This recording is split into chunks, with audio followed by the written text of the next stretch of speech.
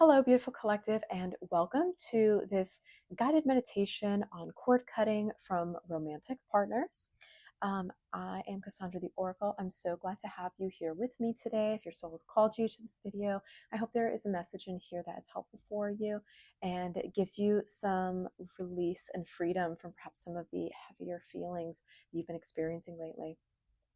It's funny, as I was getting ready to record this, my washing machine, it started going kind of crazy. I was washing a pink blanket that I have, like kind of a fuzzy one, um, and it, I think it was just in the spin out cycle or something, but it was like whapping it really loudly and going like thump, thump, thump, thump against the wall of the washer. And it sounded to me like the beating of a heart. And it also sounded so aggressive, like this kind of Aries energy, like warlike love or powerful passion. And I kind of wondered if perhaps it was symbolic of some of the feeling of the collective that is watching this video right now. Perhaps these are, these are feelings of being troubled by love, or maybe you're seeking to be released from a tumultuous love. So, what I hope to help you here with today is by cutting these cords. Um, oh, excuse me, confirmation burp, as I call it. Um, I sometimes get these little burps or larger burps when there are energy releases that I feel when doing recordings like this sometimes. So it's really interesting that happened right there before we had even started doing the process. I think that a lot of cord cutting has to do with intention. And the interesting thing about cord cutting is that sometimes one cord cutting session is not enough to sever the connection, whether that's because it didn't fully take or because the connection reforms. Um, Connections, especially love interest connections, can be very powerful, and our thoughts have energy. So when you, let's say that you cut your cord to a person, however, you keep thinking about them. If you choose to keep thinking about that person and reminiscing and keeping their items and looking at their pictures, things like that, you can actually reattach the cord that you cut or create a new one. So sometimes people feel like they're not doing cord cuttings correctly because, they'll do a session, a meditation, they'll pay someone to do it, they do a spell, whatever, and then they'll feel like that cord came back, and they're like, "Hey, how is this here? I already cut it." Well, you just have to kind of be mindful of where your attention is going, where your energy is going.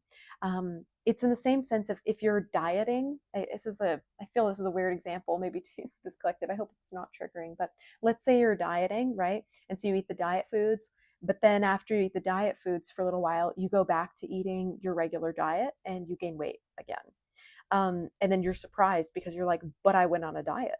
I'm hearing spirit laugh a little bit at this example right now. So cord cutting is the same way, where yes, you can do a spiritual purge or cord cutting, but your habits and your mental fortitude really come into play here.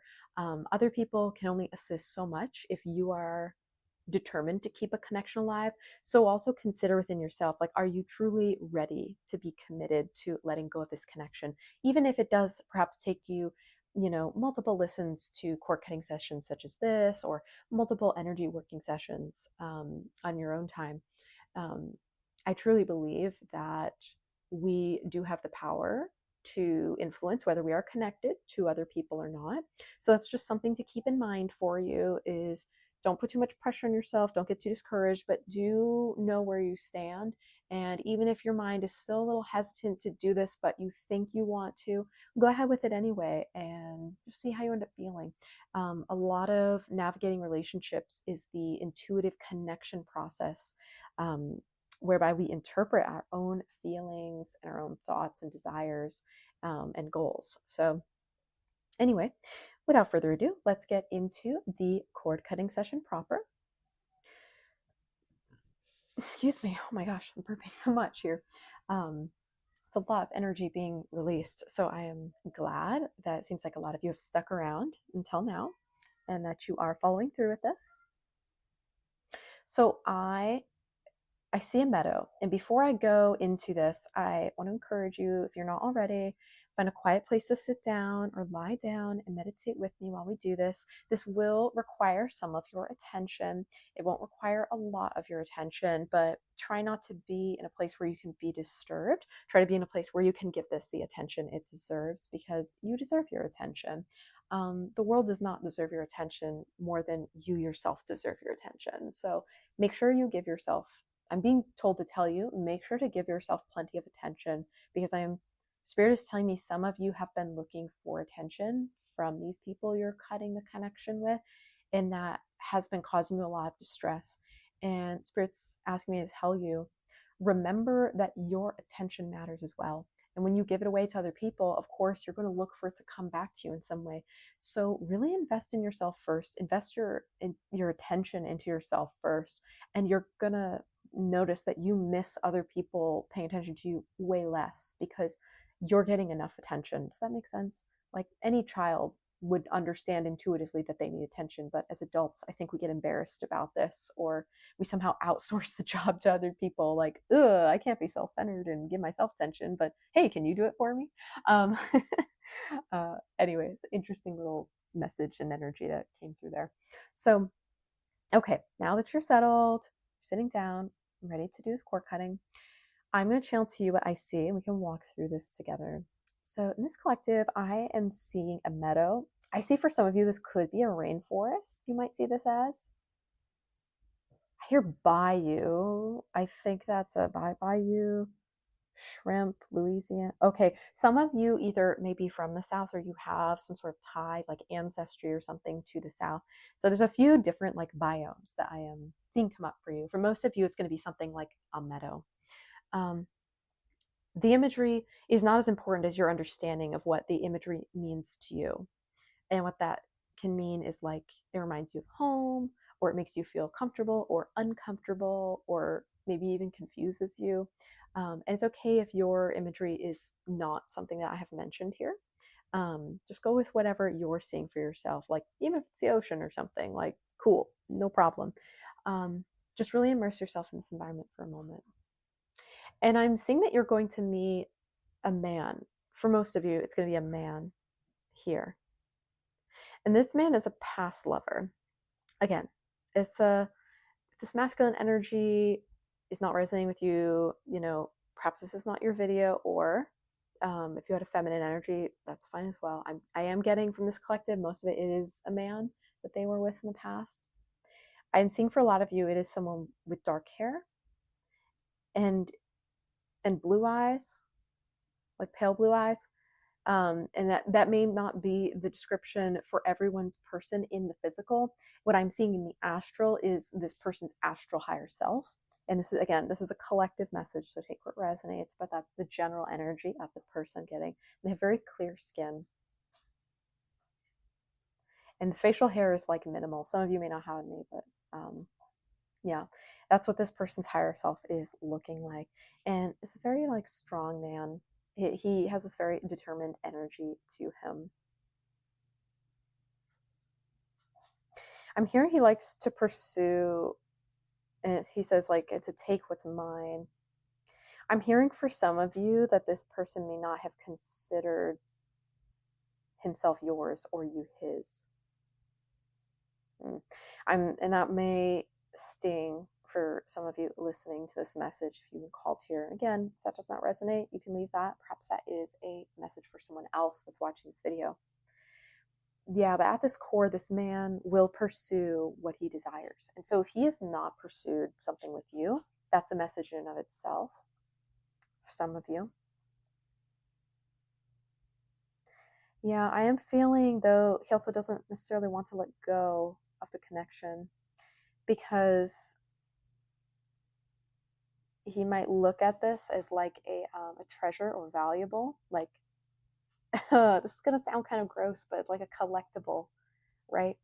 You definitely don't want to be in someone's energetic field who is like using you like a trophy on a shelf, or like keeping you on the back burner, like while they look for something better.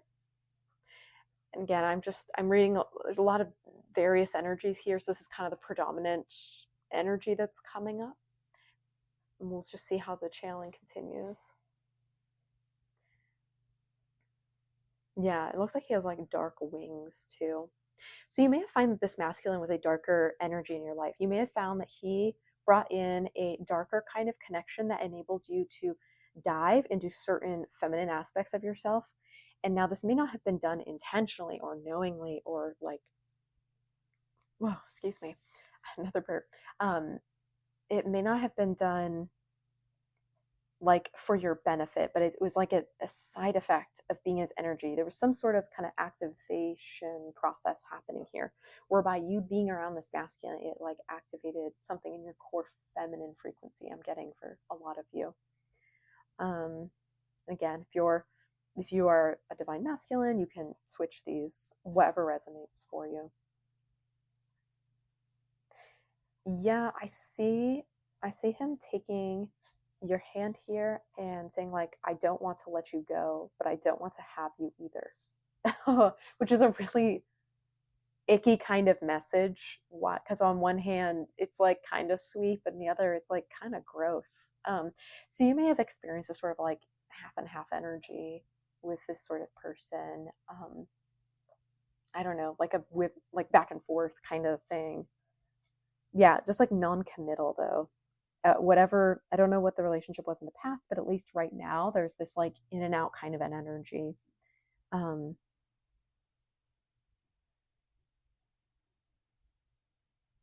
yeah, so what I'm going to do here, I'm going to take some scissors and we are going to snip the cord connection between you both. um yeah, I see for some of you watching that have a connection with Lucifer, you can also ask him for assistance doing this. I'm seeing for a lot of you, ooh, I feel a lot of discomfort in the womb area.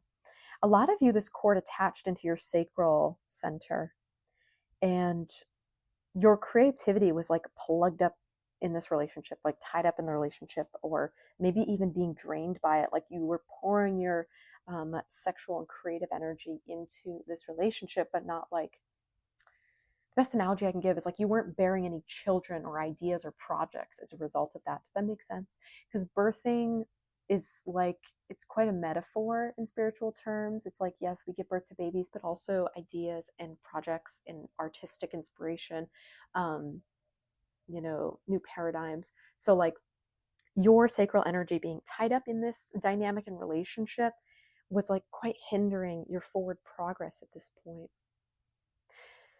So, I'm seeing for a lot of you, this may be a blue cord that is connecting the two of you, which indicates kind of a more spiritual purpose to the connection, which does line up with what I was getting earlier about there like being this activating presence that this past partner had. I am getting so much like, uh, stabbing pain in my womb and sacral area. Um, yeah, so now, this is so interesting. And I like kind of, I see you here in the astral sort of holding that womb sacral space area. It doesn't matter if you're a feminine or a masculine predominant person. We have both of those aspects inside of us. So what you're going to start to feel now is the flow of energy back into yourself. I'm seeing the visual of a wire or a like a hose, like a pump. And think of it, if it's like it's just all stretched out, like this hose is stretched out and it's just dumping out, like gushing out water onto the ground. But then think if you like looped it back in on itself, it would never run out of water because it was feeding into itself over and over. That's kind of what's happening here as this connection is being removed for you, is that you're going to start to experience your inspiration coming back, your creativity coming back, your sexual energy, prowess, and empowerment coming back. You're going to still feel quite a lot of pain around this. You're going to start to have more hope for your future in yourself. It's going to be easier to move on from this person than it was before, because I'm getting that before you may have felt like you were leaving parts of yourself with this person. But what we're doing here today is we are reclaiming those parts of yourself from them so that your soul does not keep reaching out to reintegrate these parts of yourself that were tied up in the connection. So I am going to energetically shift back from this other party these parts of yourself that you poured into the connection that you now feel are missing from you. So as I do this, you may feel some bodily sensations. They may be quite intense. Um, some of you are going to feel like a rope is coiling in your gut, like someone is pulling in rope towards you. Others of you are going to feel like a surging in your veins. You may also feel full body tingles or partial body tingles. You may feel particular chakra areas like your sacral revving up or engaging in like some sort of activation feeling process. Excuse me, burping again. My gosh. There is a lot of energy wound up in this connection, you guys. I am glad we are taking your power back here. It does not need to be left with this person. So funny, my washer just dinged saying it was done. I feel that's really symbolic here of what's happening as we're winding up this cord cutting session. I'm now feeling a bit more of a sense of clarity for you. I'm still feeling pain, like kind of like throbbing pain a bit in the womb sacral area. You might want to do some meditations to tend to your solar plexus and your sacral chakra area. Yeah, the sacral very strongly was tied up in this connection. I'm hearing you're going to get a lot of downloads after you listen to this, if you have listened this far and followed through with the process. Lucifer so funny. He says, think of it as a reward for good behavior. As he says, it is good to be selfish sometimes, which is not really a phrase many people say, but if we don't pour into our own cups first, how can we pour into other people's? So the people who keep trying to constantly overgive to other people, they often think they're being nice or they're being helpful, but really what they're doing is creating a wounding. They're creating a deep inner wounding in themselves because one, they are missing their vital energy flow. And then two, the other person, it may not be welcome that they're forcing their energy upon them. Have you ever had anyone who you have actually felt their energy being forced on you when you didn't necessarily ask for it or want it? And don't think like, oh, well, yeah, but I didn't like that person. It doesn't matter. I'm being told to tell you. Just if you've ever experienced where it felt like someone was shoving their energy at you and it upset the balance of your ecosystem, like the fauna of your environment, let's say.